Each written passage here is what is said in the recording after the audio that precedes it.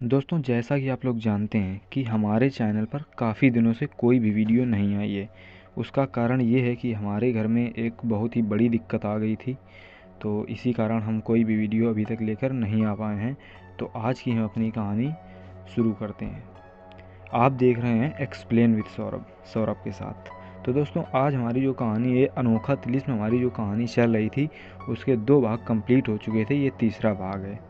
तो कहानी को अपने हम शुरू करते हैं। सुमेर ने प्रताप को सारी घटना जैसे की तैसे सुना दी थी। ये सुनकर प्रताप के होश उड़ गए थे। चेहरे पर हजार भाव थे। जो कमरे के चक्कर लगाते हुए वो उत्सुकता से सुमेर की बात सुन रहा था। धड़ाम से बिस्तर पर आकर बैठ गया। आगे क्या होता है ये बताते हैं आप लोगों को। प्रताप, जैसा कि तुमने मुझसे शर्त रखी थी कि तुम महल तभी वापस जाओगे यदि मैं नदी के निकट छुपे रूप से यहाँ की हर एक हलचल पर नज़र रखूंगा, और यदि वो या उसके बारे में कोई खबर लगती है तो हाल ही में तुम्हें आकर बताऊंगा, और यदि कल भोर तक मुझे वो ना दिखे तब तुम मेरी जगह यहाँ आकर उसका इंतज़ार करोगे। मैं अब तुम्हें आँखों देखा हाल सुनाता हूँ। मैंने जो देखा वो सब बहुत आश्चर्यजनक और अचंभित करने वाला था। मैं वहाँ बैठा हर छोटी बड़ी आहट पर ध्यान रख रहा था। सांझ हुई और कुछ ही देर में सूरज पूरी तरह से डूब गया। तभी मैंने पानी में कुछ हलचल सी देखी। मुझे कुछ साफ पता नहीं चल पा रहा था। मैं शिलाओं और पास की झाड़ियों में खुद को छुपाता हुआ और पास पहुंचा तो देखा कि एक अति सुंदर स्त्री, जिसका रूप रंग बिल्कुल वैसा ही था जैसा तुमने बयान किया था, वो पानी से ऐसे निकल कर आ रही थी जैसे कि नदी के तल से लेकर किनारे तक कोई अदृश्य सीढ़ी लगी हो। और सबसे ज़्यादा अचंभे की बात ये थी कि उसके वस्त्र ज्यों के त्यों सूखे ही थे। चंद्रमा की रोशनी में ये साफ पता चल रहा था। बाहर आने के बाद वो किनारे पर ही बैठकर चांद को निहारने लगी। वो करीब 1 पहर किनारे पर बैठी रही और वो कोई गीत भी गुनगुना रही थी। कौन सा गीत? प्रताप ने सुमेर को बीच में टोकते हुए पूछा। सुमेर हंसने लगा। अरे सब्र रखो मित्र, सब बता रहा हूँ। खैर, मैं इतना पास नहीं था कि मुझे सारे शब्द और सुर स्पष्ट सुनाई देते, फिर भी थोड़ा बहुत याद है। जैसे प्रताप ने फिर से सुमेर को टोकते हुए अपनी उत्सुकता जाहिर की। यही कुछ, सुन रे चंदनिया जो पिया मोरो देखो, तो यक रे कसम तो है पिया बस बैठो। तो ऐसा ही कुछ वो गा रही थी।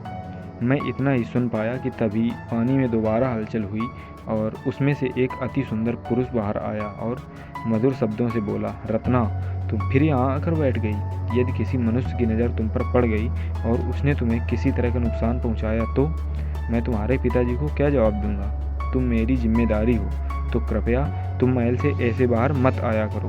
उसने रत्ना का हाथ पकड़ा और उसे खींचकर पानी में वापस ले गया। उसके जाने के बाद मैं उसके पीछे से पानी में कूदा, लेकिन वहाँ निराशा ही हाथ लगी। पानी ही पानी, अथाह पानी था। सतह से लेकर ऊपर तक पता नहीं दोनों कहाँ से आए और कहाँ को गए। सब सुनते ही प्रताप के शरीर से जैसे जान निकल गई हो और वो धम से बिस्तर पर गिर पड़ा। क्या हुआ तुम्हें प्रताप? वो पुरुष, जैसा तुमने बताया, यदि वो रत्ना का पति हुआ या फिर उसका रत्ना से विवाह होने वाला हो, क्या होगा यदि वो उस पुरुष से प्रेम करती हो? क्या मेरा प्रेम अध्याय यहीं तक था? यदि सत्य हुआ तो, वरना वो उसके एक बार कहने पर बिना सवाल किए उसके साथ क्यों चली जाती? मैं उसके बिना अपना जीवन सोच भी नहीं सकता। उसकी विरह में क्षण क्षण मृत्यु को महसूस करने से अच्छा है मैं अपना जीवन ही खत्म कर लूँ।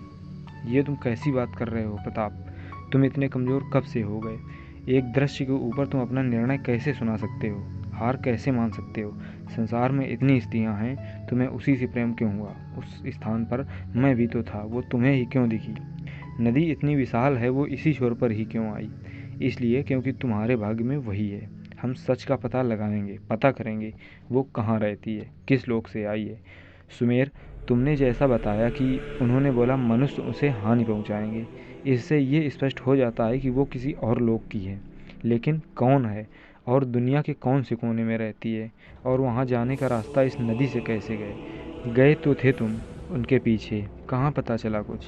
तुम चिंता ना करो, यदि वो तुम्हारे भाग्य में सच में है तो भगवान कोई ना कोई राह अवश्य दिखाएंगे। काश ऐसा ही हो सुमेर। इतना कहते ही प्रताप सुमेर को गले लगा लेता है। दोनों दोनों में इसी संबंध में कुछ और बातचीत होती है और तभी प्रताप सुमेर को रेवती और किशोरी के विवाह के बारे में बताता है। ये सुनकर सुमेर बहुत खुश हुआ।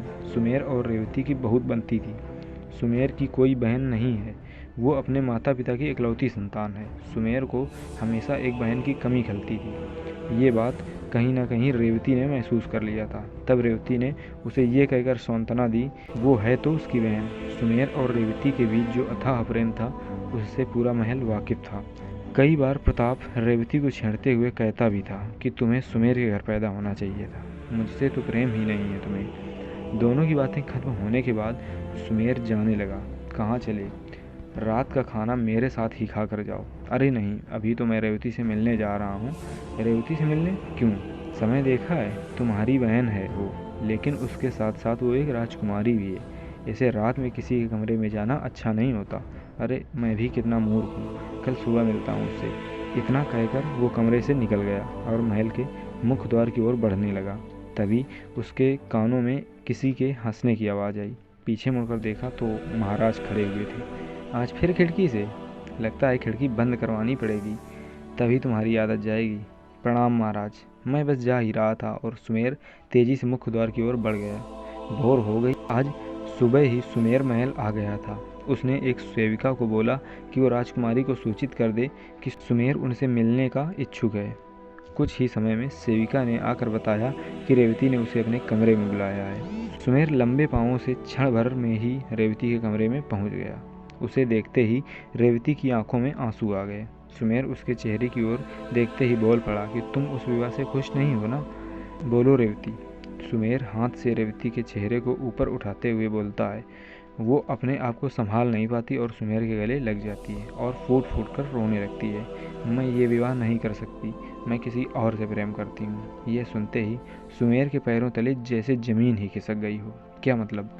तुम किसी और से प्रेम करती हो? तुमने कभी मुझे या प्रताप को इस बारे में बताया क्यों नहीं? मैंने कई बार कोशिश की बताने की, लेकिन मेरी हिम्मत नहीं हुई। तो फिर तुमने विवाह के लिए हाँ क्यों कहा? सुमेर ने रेवती से थोड़ा आवाज़ तेज करते हुए सवाल किया। और कौन है वो जिसे तुम्हें प्रेम है? मैंने विवाह के लिए हाँ नहीं बोला। पिताजी ने मेरी मर्जी पूछी नहीं, सीधे विवाह का ऐलान कर दिया। अब यदि मैं विवाह नहीं करती तो दोनों राज्यों में युद्ध छिड़ जाएगा। किसी और की होने से अच्छा है मैं खुद को समाप्त कर लूँ। इससे मेरा प्रेम भी बच जाएगा, मैं भी, और राज्य भी बच जाएगा। कैसी बातें कर रही हो तुम रेवती? मूर्ख मत बनो।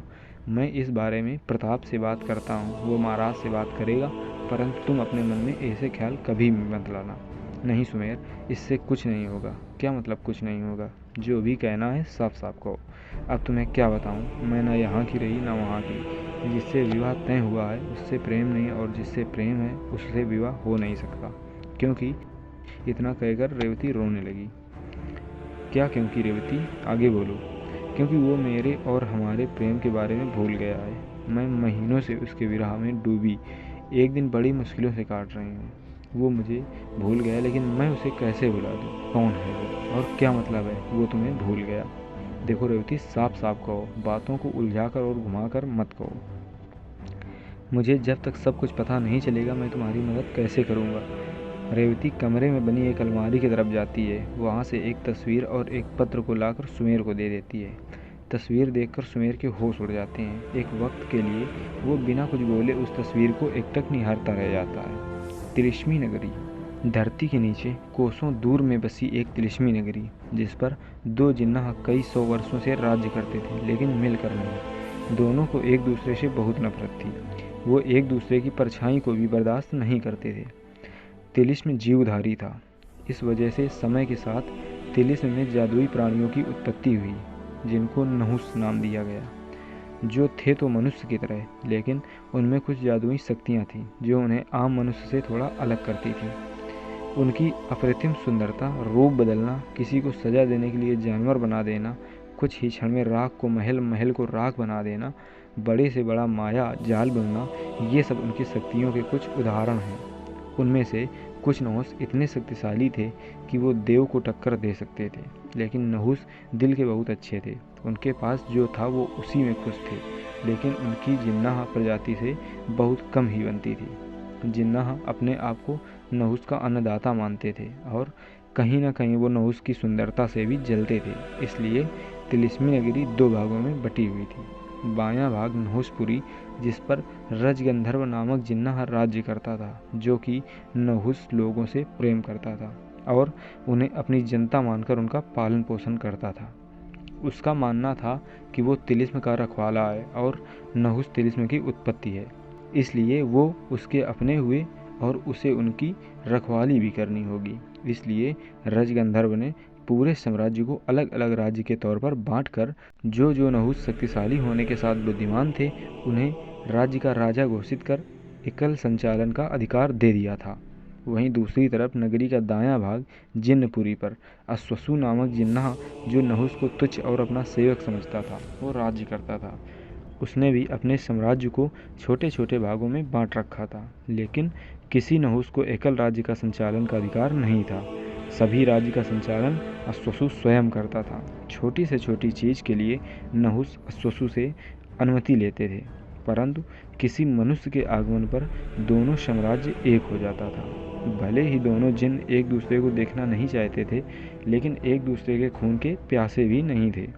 उनका काम था खजाने को सबसे बचाना, और प्यास थी तो हर उस लोभी मनुष्य के खून की जो लोभवश खजाने की खोज में यहाँ प्रवेश करने का सोचे भी।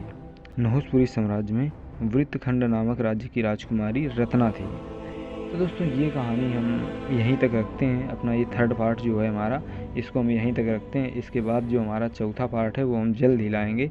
अगर आप लोग अभी हमारे चैनल पर नए हैं तो चैनल को सब्सक्राइब कर लें, और अगर आप लोगों को ये वीडियो अच्छा लगा है तो इसे लाइक करें। तो मिलते हैं अपनी किसी दूसरी स्टोरी में।